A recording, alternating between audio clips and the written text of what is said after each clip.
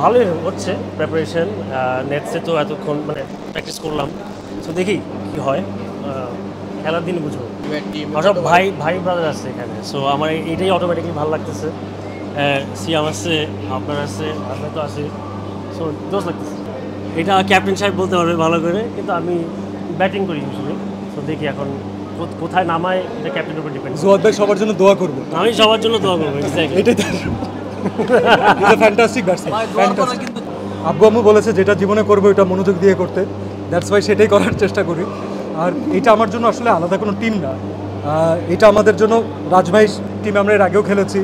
টিমে যারা যারা আছে আমরা ম্যাক্সিমাম ফেসেস, আমরা আগে যারা একসাথে খেলেছি তারাই আছি, যারা নতুন অ্যাড হয়েছে তারাও আমাদের বড় ভাই।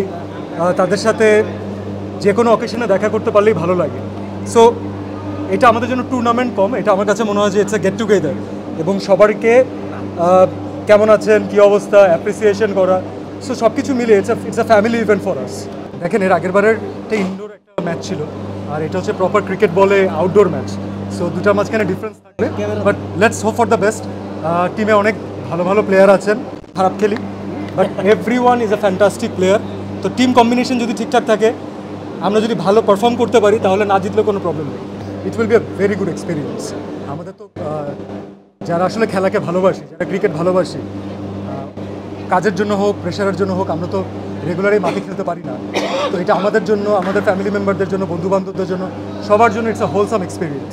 So let's hope for the best, let's enjoy the game. For more updates, follow us on Facebook, subscribe our YouTube channel, get the latest update on www.daily-sun.com.